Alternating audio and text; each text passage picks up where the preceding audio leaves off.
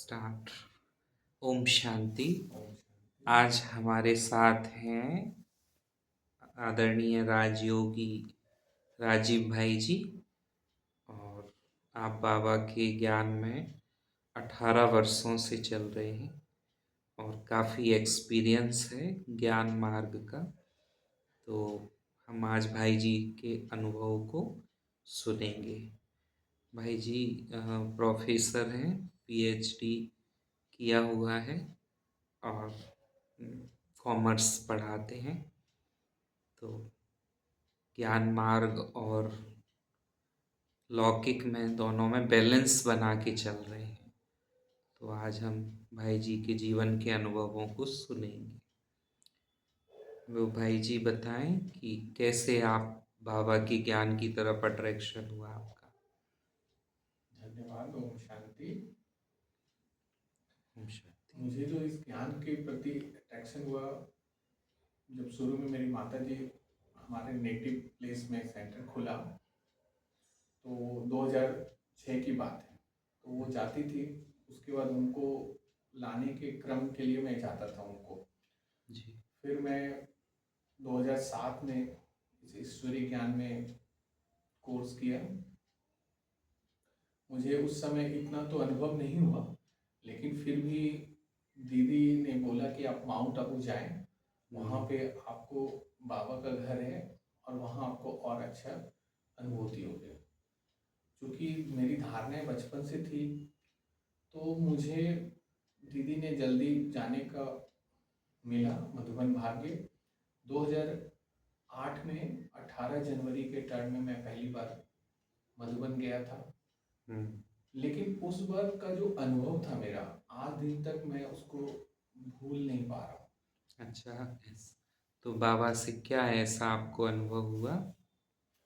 मैं जब पहली बार उतरा उस समय मुझे ज्ञान का इतना गहराई नहीं था, लेकिन जब बाबा ने कहा कि बच्चे जो पहली बार आए हैं, बाबा नॉर्मली पहले खड़ा करते थे, जो पहली बार आए आप खड़े हुए। तो जब मैं खड़ा हुआ और ऐसा लगा कि बचपन से जिस भगवान को हम खोजते थे, याद करते थे, पूछते थे, वो मेरे सामने है और मेरे आंखों से, नैनों से आंसू ही आंसू आ रहा है। ऐसा लगा कि पूरे हॉल में एक बाबा और एक मैं। उस दिन मुझे परमात्मा की दिव्यता का अनुभव हुआ। जी। उसके बाद मैं इस ज्ञान के पीछे फिर रिसर्च किया। जो परमात्मा की वाणी थी, मीठे बच्चे, जी। मैं तुम्हारा पिता हूँ, तो ये मुझे बहुत अट्रैक्टिव चीज़ें लगी। जी। तो आप उस समय एजुकेशन भी ले रहे थे, तो जब आपका फर्स्ट अट्रैक्शन था और ज्ञान की तरफ जब आप आए, तो वो फर्स्ट अट्रैक्शन क्या था? कैसे मन हुआ कि हमें इस ज्ञान को धारण करना चाहिए? मुझे ना 2-3 ज्ञान की जो पॉइंट है ना, मुझे बहुत अच्छी लगी। सबसे जैसे? पहले मैं इसको बताना चाहूँगा, उस समय मेरे पिताजी को लास्ट स्टेज ऑफ कैंसर था, जी। जो कि एक अपना कर्म की गहन गति का सिद्धांत है। क्योंकि मेरे पिताजी का इलाज बॉम्बे टाटा मेमोरियल हॉस्पिटल से चल रहा था, तो मैं भी उस समय जाता रहता था। आपको पता है कैंसर बीमारी में आपको फॉलोअप चेकअप के लिए जाना होता है। बॉम्बे में 7 महीना रहा था कंटिन्यूस पिताजी के ट्रीटमेंट के दौरान भी। तो मैंने वहाँ पे जो देखा, शायद आप भी जाएं तो देख सकते हैं, 1 महीना का बच्चा को ब्लड कैंसर, और ऐसे एक नहीं हजारों बच्चे मिले। तो यह मुझे सोचने पे पूरा विवश कर दिया कि 1 महीना बच्चे ने कौन सा ऐसा कर्म किया होगा। फिर जो अपने ईश्वरीय ज्ञान में जो सुनने को मिलता है कि अगर हमारा कर्म हमेशा कैरी फॉरवर्ड होता है, अगर इस जन्म अच्छा करेंगे, अगर इस जन्म नहीं मिला तो अगले जन्म में होगा। क्योंकि मैंने देखा पिताजी ने मेरा कभी कोई गलत काम नहीं किया, हमेशा उन्होंने अच्छा किया, लेकिन फिर भी उनको कैंसर हुआ। तो ये चीज़ें ना मेरे को अंदर से बहुत झकझोर दी। फिर मैं ज्ञान को ना गहराई से, वो मुझे सोचने पे विवश किया। जिस प्रकार हम देखते हैं कि जैसे मान लीजिए कि आम का, मान लीजिए बीज से, या कटहल है, या कोई भी प्रकार के, उससे उसी प्रकार चीजें होती है। और दूसरा जो ज्ञान का जो पॉइंट था, परमात्मा सर्वव्यापी, मतलब हम लोग ज्ञान में सुनते नहीं है, और जब हम लोग ज्ञान में नहीं थे तो हम लोग सोचते थे हर जगह है। ये मैं भी सोचा कि परमात्मा सर्वव्यापी नहीं हो सकता। अगर वो होता तो आज इतने दुख अशांति होने का आवश्यकता नहीं। लोग एक दूसरे को लड़ रहे हैं, मार रहे हैं, काट रहे हैं कचरे के ढेर पे। क्या हम सोच सकते हैं कि परमात्मा हो सकता है वहाँ? तो जैसे आपका घर है, मेरा घर है, उसी तरह परमात्मा का भी घर है परम धाम। ये मुझे इस बात ने मुझे भी बहुत अट्रैक्ट किया था, क्योंकि भक्ति मार्ग में तो हम लोग यही सुनते थे कि सब सर्वव्यापी है भगवान, और यहाँ पे अलग था। तो ये बात मुझे भी आकर्षित की ब्रह्मा कुमारी की। और आपको क्या क्या लाभ हुए आपकी लाइफ में, क्या चेंजेस आए इस ज्ञान को धारण करने के बाद? मैं सच बताऊं तो आप भी सोच सकते हैं, अगर पिताजी को कैंसर हो और फाइनेंशियल कंडीशन मतलब बहुत खराब थी हमारी। इवन हमको लगता है, मुझे जहाँ तक याद है 10-20 रुपए के भी मुझे क्राइसिस देना पड़ा। मैं इवन 2-3 बार नियर टू सुसाइड मैंने ऐसा चला गया था। शायद मैं कर भी लेता, ऐसा था। क्योंकि मेरी पढ़ाई में पढ़ने में ठीक ठाक था। किस बात ने आपको रोक लिया? जैसे सुसाइड का जब आपका मन होता था, तो आपने खुद को कैसे रोका? ये कई लोगों के लिए बहुत अ, समाधान जैसी चीज होगी। इसमें हमेशा ये सोचते थे कि भगवान है तो कहाँ है, मुझे इतना दुख क्यों हो रहा है। मैंने कोई भी ऐसा कर्म नहीं किया था, मुझे याद नहीं था मैंने किसी का बुरा नहीं किया था। तो मुझे पिताजी को कैंसर, मुझे फाइनेंशियल कंडीशन बहुत ख़राब, और मेरे रिलेटिव लोग ने भी मोस्टली ने मतलब कोई सहयोग नहीं मिल पा रहा था, और मैं पूरी तरह से डिप्रेशन में चला गया था। तो फिर मुझे ये उस समय ईश्वरीय ज्ञान जो आपने पूछा, ईश्वरीय ज्ञान से क्या फ़ायदा मिला। फिर मैं जब ईश्वरीय ज्ञान सुना, कर्म की गति, फिर हम मेडिटेशन का जो मैं प्रैक्टिस किया ना, पर्सनली मेरे लिए मानसिक स्थिति बहुत अच्छी हुई। मेंटली बहुत मुझे अशांति रहती थी तभी। मैं चिड़चिड़ापन रहता था, लड़ाई में मैं सच बताऊं तो मैं पहले बहुत गुस्सा करता था। जी। आज के समय ऐसा हुआ है कि जब से मेडिटेशन का प्रैक्टिस किया, 99% कह सकते हैं कि मुझे गुस्सा नहीं नहीं आता। आता। रेयर है कि कभी मुझे ऐसा गुस्सा आए। बहुत अच्छा। तो इस ज्ञान ने आपको गुस्सा पर नियंत्रण दिलाया। और मैंने जो पूछा था कि सुसाइडल थॉट जो आपको आए, हम्म। उस पर आपने कैसे ओवरकम किया? उस पे आए, उसके बाद जब मैं ईश्वरीय ज्ञान मिला, तो मुझे लगा नहीं हो सकता है जो अभी मुझे मिल रहा है कर्म, वो मेरे पिछले जन्म के कुछ मेरे बुरे हुए कर्म है, और ये हिसाब किताब है इसको चुप करना। जो कर्म का ज्ञान, गहन गति का ज्ञान है, तो जी। वो जैसे मुझे समझ मिली ना, वो मुझे उस दिन से एक्सेप्टेंस आना चालू हुआ कि ये परिस्थिति भी चल जाएगी, और दूसरा परमात्मा कहता है कि हर परिस्थिति में कल्याण है।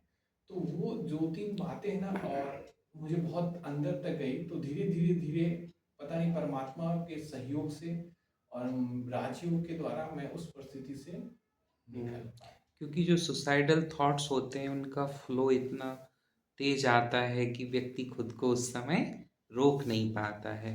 कई लोगों से मैं मिला हूँ तो उन्होंने अपनी बताया जिनको सुसाइडल थॉट आते हैं, तो फिर उनको रोकना बहुत कठिन हो जाता है। इसलिए मैंने पूछा कि उस समय में कौन सा थॉट था जिसने आपके सुसाइडल थॉट को काटा? वो इसमें ऐसा था कि मुझे ऐसा लगता था कि कहीं न कहीं भगवान ज़रूर है, वो मेरी मदद करेगा। और मैं ना, मुझे जो लगता था कि मैं ऐसा जीवन अपना समाप्त नहीं कर सकता।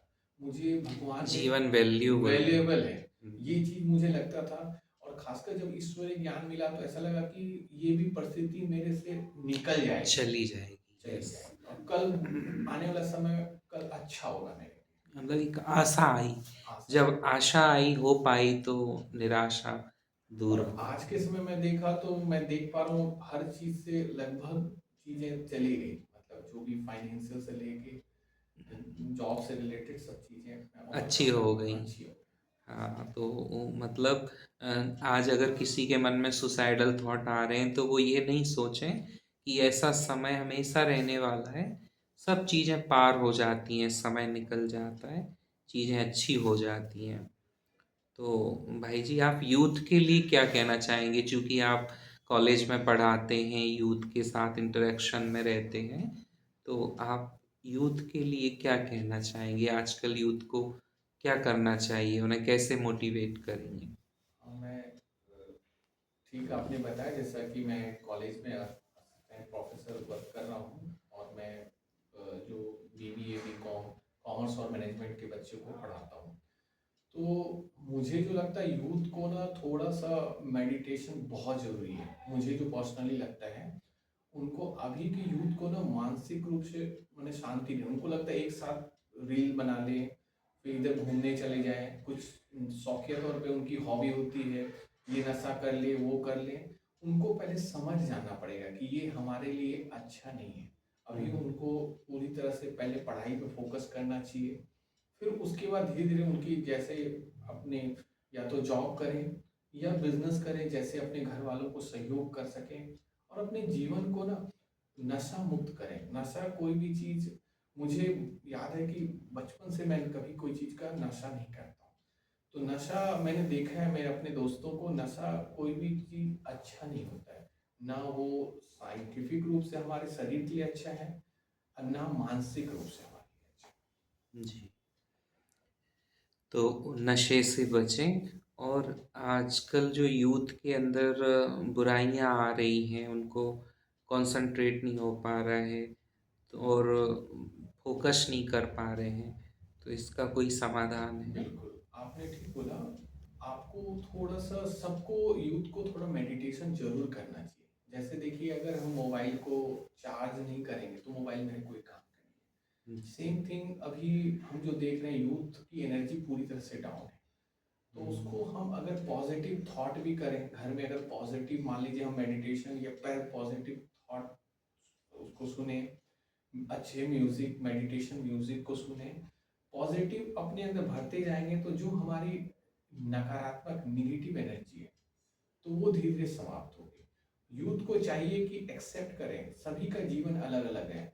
कोई व्यक्ति हो सकता है स्पोर्ट्स में अच्छा कर सके, हो सकता है वो टीचिंग में, पढ़ाई में अच्छा ना हो, कोई हो सकता है जॉब अच्छा कर सके, वो बिजनेस में अच्छा ना हो। सबका अलग अलग खूबी है। तो हमारी जो पहले हॉबी को पहचानना पड़ेगा यूथ को, मेरे हिसाब से। फिर हमको उसी तरफ कैरियर, हमको घर वालों की सहमति से उनको प्रॉपर माने उनको बता के, मार्गदर्शन लेके, अपने टीचर से मार्गदर्शन लेके आपको आगे बढ़ना चाहिए, और अपने जीवन को अच्छा खुशहाल बनाना जी। और हम आपसे जानना चाहेंगे कि हमारी लाइफ में जो अप डाउन्स होते हैं और बहुत सारी सिचुएशंस आती हैं, तो उसको हम किस तरह से हैंडल करें? चाहिए। मुझे जो पर्सनली लगता है, ये हम्म। मैं अपने अनुभव के आधार पर बता रहा हूँ, हमको एक्सेप्ट करना पड़ेगा। हर सिचुएशन को अगर हम एक्सेप्ट कर लेंगे, मान लीजिए कुछ चीज़ें, हमारी फाइनेंशियल स्थिति अच्छी नहीं है, या हम, जैसे मैं भी जॉब कर रहा हूँ, तो कॉलेज में या आप कहीं मैंने कंपनी में भी काम कर, मैं कंपनी में भी काम किया हूँ as a wealth analyst MNC में। तो देखा हूँ पॉलिटिक्स भी होते हैं, लोग जी। लाइक पुलिंग भी कल्चर है। तो उसपे ना एक पॉजिटिव वाइब्रेशन देना है, और सबके साथ कोशिश करना है हमेशा अच्छा व्यवहार करें। अगर कोई अच्छा नहीं भी है, बार बार आपसे लड़ने का या आप पे कमेंट करने का प्रयास कर रहा है, तो आप थोड़ा सा किनारा करते हुए, उनकी बातों को एक्सेप्ट करते हुए आगे बढ़ेंगे, तो हम हर परिस्थिति से ओवरकम कर जाएंगे। हम्म। और एजुकेशन में, जब आजकल एजुकेशन में देख रहे हैं लोग, ऑनलाइन बहुत कुछ आ गया है, तो उसमें किस तरह से अपने आप को और बेहतर कर सकते हैं बच्चे एजुकेशन में, और अपने आप को कैसे हम वैल्यू जोड़ेंगे? मेरे हिसाब से मैं जहाँ तक समझ पाया हूँ, ऑनलाइन और ऑफलाइन, आपको पता है ऑनलाइन आप कर सकते हैं, लेकिन आप ये कोशिश करें, जैसे मान लीजिए कि बीकॉम का कोर्स आप कर रहे हैं, सपोज कीजिए बीबीए कर रहे हैं, तो आपको जैसे टैली वगैरह है, सॉफ्ट स्किल है, ये सब चीज़ें आप ऑनलाइन भी कर सकते हैं। अगर आपके पास समय है, आप अगर नियरेस्ट आपके पास जैसे कोचिंग इंस्टीट्यूट, तो आप अगर जाके करें तो वो ज़्यादा अच्छा से लर्निंग होता है। और नहीं अगर आप जा पा रहे हैं, तो आप ऑनलाइन भी अच्छे टीचर से, अच्छे एकेडमी से आप कर सकते हैं, और मेनली ये देखना है, मेरे को जहाँ तक लग रहा है, कि अपना स्किल इन्हांसमेंट करना है। अभी के समय में जॉब, आपको पता है, प्राइवेट जॉब भी मिल रहे हैं, government day by day job नीचे जा रही है, ठीक है। तो अभी सर्टिफिकेट के आधार पे जॉब नहीं मिल रहा है, आपके नॉलेज और आपके स्किल के आधार पे। जैसे आप अगर एक्सेल, पावर पॉइंट, ये सब अगर अच्छा जाएंगे तो आप अच्छा रिपोर्ट बना सकते हैं, तो कंपनी आपको रखेगी। अगर आपका 50% है तो आपको फर्स्ट प्रेफर देगी, और जिसको 80% है, अगर उसके पास स्किल नहीं है, तो उसको कंपनी कभी भी नहीं रखेगी। वो अपना स्किल बढ़ाते स्किल रहना है। बढ़ाना। स्किल हर जगह काम भी आता है। आप अपना माउंट आबू का एक्सपीरियंस बताएं। जब आप फर्स्ट टाइम माउंट आबू गए और वहाँ पर ब्रह्मा कुमारी इसमें जब आप पहली बार गए तो बाबा मिलन किया, उसका क्या एक्सपीरियंस था? मैं बस बताया ही जैसा आपको पहले भी, कि 2008 में, 18 जनवरी में मैं पहली बार माउंट आबू गया, और मुझे एकदम, मैं सही बात बोलूँ तो मेरे आंसू की नदियाँ बह रही थी, और मुझे जो बाबा का अनुभव हुआ, बहुत दिव्य अनुभव हुआ। और मुझे जब देखा मैंने वहाँ का डायमंड हॉल, और वहाँ जो लोगों की व्यवस्था है रहने की, 20-25 हज़ार लोग खा रहे हैं at a time, without any restriction, सब लोग खुशी हैं, तो मुझे परमात्मा की शक्ति का आभास हुआ वहाँ जी। पे। ऐसा लगा कि ये संस्था कोई कोई साधारण इंसान की बनाई हुई संस्था नहीं है, ये परमात्मा की बनाई हुई, और परमात्मा ही उस ये कार्य कर रहे हैं। क्रिएशन को देखकर क्रिएटर याद याद याद आया। है। ये बहुत बड़ी बात है, क्योंकि क्रिएशन जब बहुत अच्छी होती है तो समझ जाते हैं कि इसका क्रिएटर भी कोई बहुत पहुंचा हुआ ही होगा। तो उस अनुभव के बाद आपके अंदर क्या चेंज आया? मैं सही बोलूँ तो मेरे अंदर 3-4 चीज़ मैं अपने आप को देखा। मैंने, जैसा कि पहले ही बताया, मैंने क्रोध करना बहुत, मेरा सुधार हुआ धीरे-धीरे, बहुत रेयर हो चुका है। एक्सेप्टेंस मैंने करना सीखा, और मेरा, आपको पता है, प्रोफ़ेसर का एक एग्ज़ाम है, नेट, यूजीसी नेट एग्ज़ाम होता है। जी। मेरा फर्स्ट बार में ही क्लियर हो गया। मुझे उम्मीद नहीं था, और बहुत टफ एग्ज़ाम होता है। शुरू-शुरू में मैं उस समय निकला। फिर उसके बाद जो मेरे जीवन में थोड़ा पीसफुलनेस आया, जो पहले मैं इधर-उधर चीज़ें एक साथ, बहुत सारी चीज़ें दिमाग में आती थी। ऐसा लगता है कि अगर अभी बुरा भी हो रहा है, कोई बात नहीं, इससे अच्छा होगा मेरे लिए कल। और भगवान हर परिस्थिति जो आ रही है मुझे कुछ सिखा के जाएगी।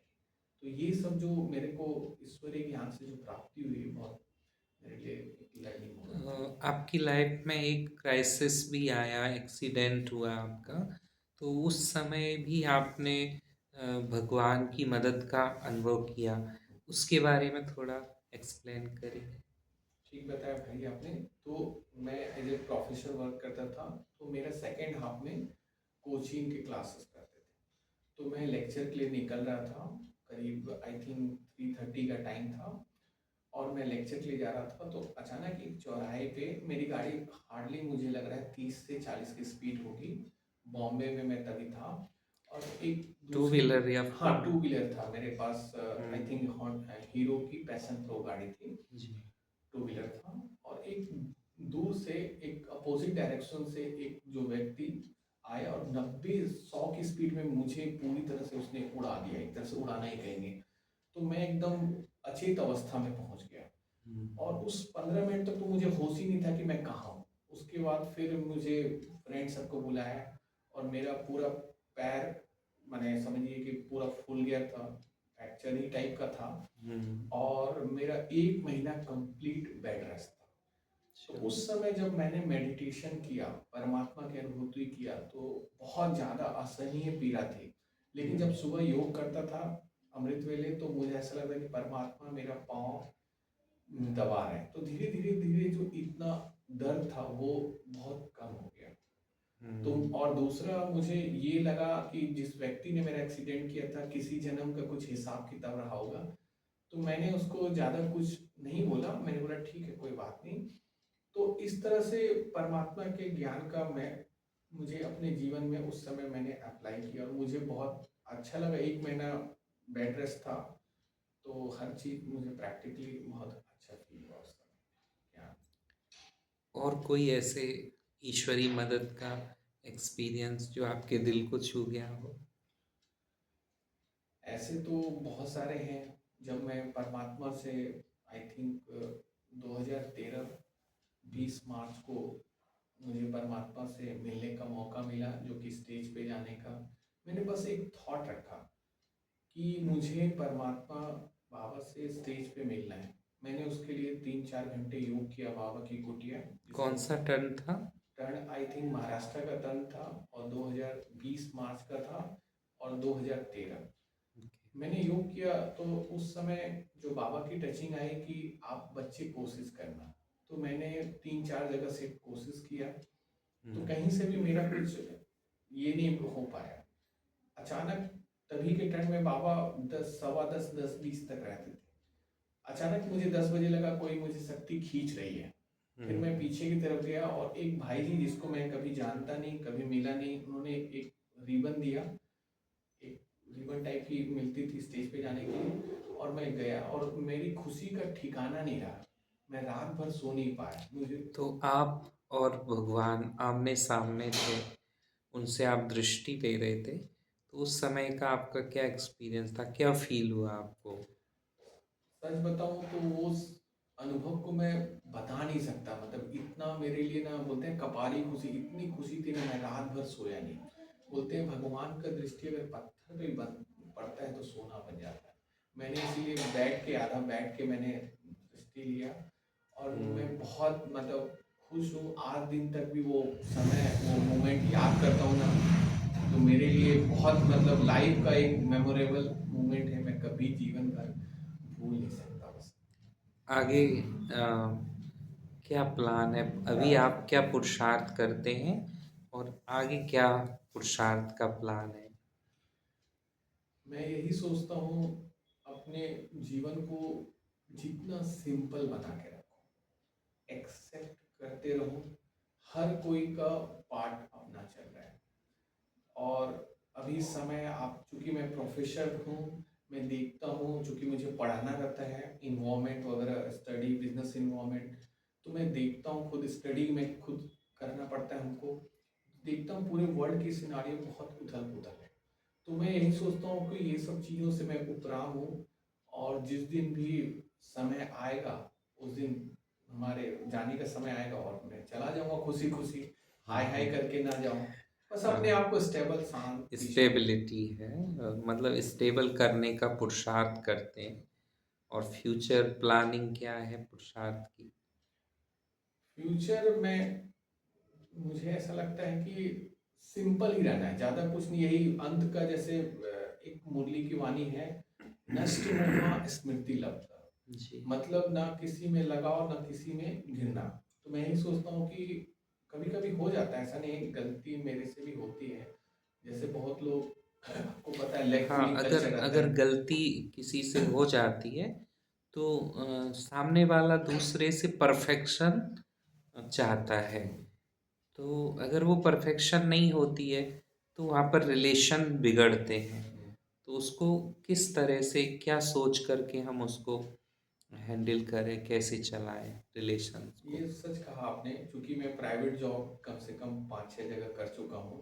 हम्म। कंपनी में भी काम किया हूँ, अभी कॉलेज में भी कर रहा हूँ। तो ये लेग पुलिंग कल्चर है हर जगह, कहीं कम है, कहीं ज़्यादा है। इवन एमएनसी में आप जाएंगे तो भी है, चाहे वो गवर्नमेंट कंपनी हो, प्राइवेट कंपनी हो, चाहे वो जी। कॉलेज हो। तो हमको कोशिश करना है कि टकराव की स्थिति ना आए। कुछ लोग ऐसे होते हैं कि आपकी बात, आपके पीछे हमेशा, आपके पीछे आपका निगेटिव बोलते रहेंगे और आपके कार्यों को हमेशा गलत ठहराने का प्रयास करेंगे। मेरे साथ भी अभी होता है। मैं सोचा कोई बात नहीं, मुझे क्रेडिट नहीं भी दे रहे हो ना, कोई बात नहीं। मुझे जिस दिन सत्य जो होता है ना, वो छिपता नहीं। अगर मैंने किसी चीज के लिए, मान लीजिए मैंने कोई अच्छा रियल प्रोग्राम किया, में किया है तो आज न कल मेरे को दिखेगा, सबकी बिल्कुल। नजरों में आएगा। बस यही सोचता हूँ। और अपने काम पे अपने फोकस काम को कोशिश करता हूँ अच्छा करो, सबसे अच्छा व्यवहार रखने का प्रयास करो, प्रयास करते हैं। प्रयास करो। जी, बहुत सुंदर। तो अभी हमने काफ़ी समय बात किया और अभी माता जी आपकी जो ज्ञान में है, तो उनका, उन्होंने आपको कैसे मोटिवेट किया अभी हैं माता जी? हाँ, माता जी हैं अभी। हम्म। तो माता जी ने, क्योंकि हमारे उस समय पिताजी, आपको जैसे पहले बताया मैंने, पिताजी लास्ट स्टेज ऑफ कैंसर थे। हमारे घर की आर्थिक स्थिति भी अच्छी नहीं थी, मानसिक स्थिति भी नहीं थी। तो मम्मी को लगता था कि ये भी थोड़ा अगर ज्ञान में आएगा तो थोड़ा डिप्रेशन टाइप का मैं रहता था, एकदम आलसी टाइप का पड़ा हुआ, डिप्रेशन टाइप का। तो ये थोड़ा सा अगर ज्ञान में आए तो ये थोड़ा सा मतलब अच्छा कर पाएगा, जी। चाहे इसको जो भी बिजनेस करे या आगे जॉब करे, उस चीज़ में ये अच्छा कर सकेगा। और घरेलू काम में भी मेरा मन नहीं लगता था, ऐसा लगता क्या हो रहा है मेरे साथ, मैं क्या सोच रहा था। मेरी सीए बनने की बहुत इच्छा थी, लेकिन अच्छा। मैं वो कर नहीं पा रहा था क्योंकि मेरे सिनारियो उस समय अच्छे नहीं थे। तो माँ ने मुझे बहुत सपोर्ट किया, इसके लिए माँ का मैंने बहुत दिल से धन्यवाद दूंगा। माँ ने हर कदम में मुझे पढ़ाई पे भी सहयोग किया, उचित मार्गदर्शन किया। मेरे पिताजी ने भी मुझे पढ़ाया। मेरी स्थिति फाइनेंशियल बहुत ख़राब थी, फिर भी मुझे लोन के साथ पढ़ाया एमबीए, और मुझे इस काबिल बनाया ताकि मैं आज एज ए जो जॉब कर पा रहा हूँ, एज ए प्रोफेसर, लोगों को, बच्चों को ज्ञान दे रहा हूँ। तो बोलते हैं ज्ञान देना बहुत पुण्य का काम होता है। जी। तो मुझे बहुत अच्छा लगता है कि दुआएं हैं। बहुत अच्छा। तो माँ जी की और आपका कैसा रिलेशन है? किस तरह की फीलिंग्स रखती हैं वो आपके प्रति? माँ बहुत अच्छी हैं, और अभी मेरे पिताजी तो नहीं रहे इस दुनिया में, अभी मेरे भाई के पास है। तो उनको जैसा अच्छा लगता है बातचीत होती है, बहुत अच्छी ये हैं। और जैसा समय मिलता है उनसे मुलाकात होती है। बहुत अच्छा। तो आगे हम माउंट आबू जो है वो आप अभी भी जाते होंगे, तो अभी भी आप क्या अनुभव करते हैं वहाँ पर? मैं ये देखता हूँ, जो आपको सच बताता हूँ, एज ए लॉजिकल मैं बात करना चाहूँगा कि बहुत सारी संस्था है अपने दुनिया में भी, भारत में भी है। मैं यही देखता हूँ कि दादियाँ भी अभी सब लगभग, जो वरिष्ठ दादियाँ हैं उसने शरीर छोड़ दिया, फिर भी परमात्मा का कार्य चल रहा है, और भी डे बाय डे बहुत और अच्छे से चल रहा है, बहुत आगे से चल रहा है, और बहुत अच्छा अनुभव। अभी भी मैं कुछ महीने बाद जाऊंगा माउंट आबू, साल में कोशिश करता हूँ 1 बार से 2 बार जाने का प्रयास करता हूँ, और बहुत एक अच्छा पॉजिटिव माहौल मिलता है, और वहाँ का दिव्यता वो एक अनुभव की चीज़ है। तो यहाँ की कौन कौन सी धारणाएं आपको अच्छी लगती हैं ब्रह्मा कुमारी की? मुझे ऐसा लगता है जो कोशिश जो बताया जाता है अपना खान पान से लेके, क्योंकि मैं चाइल्डहुड वेजिटेरियन हूँ। और आपको एक चीज़ बताना चाहूँगा, मेरे घर में मोस्टली लोग नॉन वेजिटेरियन थे। तो अच्छा। मुझे ऐसा लगता था कि ये जो नॉन वेज है ना, इंसान के लिए खाने के लिए बना ही नहीं है। और आप उसको, अभी बहुत सारे लोग वेजिटेरियन, इवन वीगन का भी कल्चर चल रहा है। और देखेंगे ना, जानवर को जो मारा, मैं खुद जाता था इवन अपने पापा या बड़े पिताजी के साथ, देखता तो नॉनवेज लोग खरीदते, मेरे को इतना लगता था बेचारे जानवर रो रहे हैं और उसको गले काट के या जो भी काट के उसको हम खा रहे हैं, तो इससे ज़्यादा पेनफुल मेरे लिए कुछ भी नहीं हो सकता। तो ये खान पान की चीज़ें मेरे को बहुत ज़्यादा अच्छी लगी। सच्चाई, सफाई, सत्यता, पवित्रता, ये सब चीज़ें ज्ञान की बहुत अच्छी हैं, जो मुझे काफ़ी अच्छा लगा। जी। और लास्ट में आप सभी को क्या संदेश देना चाहेंगे? लास्ट में हम यही सभी को संदेश देना चाहेंगे कि आप आइए ब्रह्मा कुमारी में, आप 7 दिन का कोर्स कीजिए, और प्रैक्टिकल मैं क्या फील किया उसको छोड़िए, आप खुद से एक्सपीरियंस कीजिए।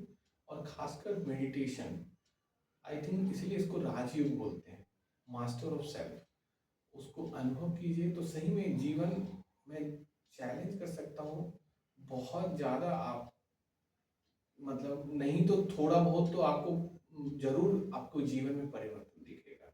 आप जैसे जैसे अप्लाई करेंगे, हो सकता है आप उसको और ज़्यादा अच्छे से फील कर सकें। कई लोग सोचते हैं कहीं ब्रह्मा कुमारी इसमें गए तो अगर वहीं के होके रह जाएंगे या वहीं पर कुछ बन जाएंगे साधु संत, तो मतलब ये जो भ्रम है इसके लिए आप क्या कहना चाहेंगे?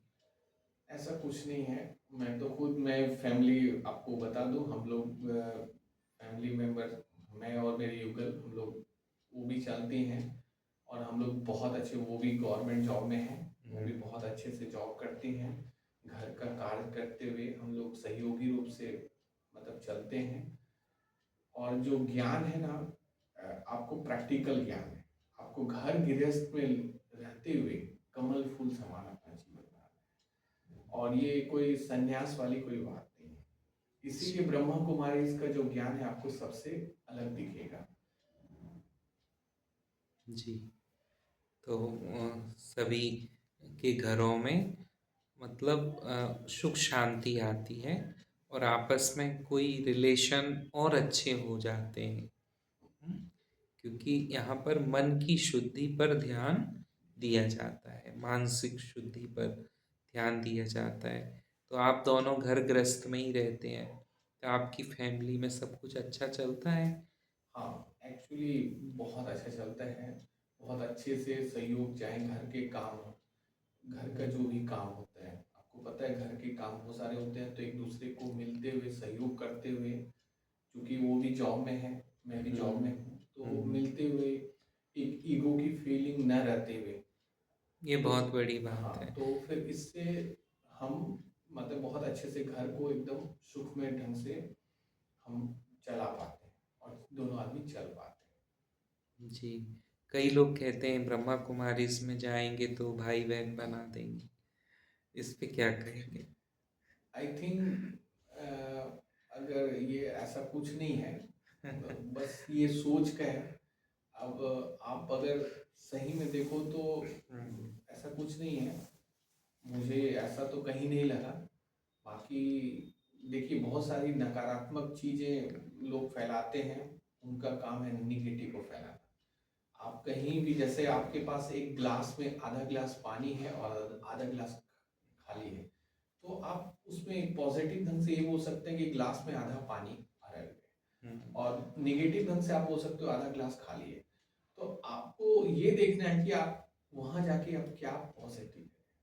और एक चीज मैंने जो जीवन में आपको अभी तक नहीं बताया, पॉजिटिव, मैं जब से ज्ञान में ना पॉजिटिव थोड़ा सा मेरा ना बॉडी लैंग्वेज बहुत पॉजिटिव हुआ। मैं हर नेगेटिव चीज में भी पॉजिटिव ढूंढ लेता हूँ। तो उससे क्या होता है, मुझे एक आ गया, आपने शुरू में पूछा था मोटिवेशन कहाँ से मिलता है, वो मोटिवेशन मेरे को हमेशा करता है कि चलो मैं इससे भी, इसमें भी मेरे लिए ये बेनिफिट हो गया। जी, पॉजिटिव ढूंढ लेते हैं। पॉजिटिव हो गया। मतलब अपने दृष्टिकोण को हमें पॉजिटिव बनाना पॉजिटिव है, देखना और पड़ेगा। एटीट्यूड अगर पॉजिटिव हो गया तो फिर हम हमेशा अपने मतलब का जो जिससे लाभ होना है वह चीज़ हम देख देख सकेंगे सकते ना। तो हर चीज़ के दो पहलू होते हैं। हैं, हाँ, निगेटिव पॉजिटिव, पर हम क्या देख रहे हैं वो ज़्यादा हाँ, इम्पोर्टेंट ऐसा है। कुछ नहीं है, वो लोगों की कुछ भ्रामक फैलाई हुई जानकारी है। आई थिंक उसका वास्तविकता से कोई, और आत्मिक रूप से हम देखें तो सभी लोग भाई भाई, इवन भाई बहन भी नहीं है, भाई भाई भाई भाई है। हैं। जबकि शरीर मान लीजिए मेल का हो और फीमेल का, हम्म, शरीर छूटने के बाद तो आत्मा निकल जाती है ना, और आत्मा आपको पता है मूल स्वरूप में भाई भाई रहती है। हम्म।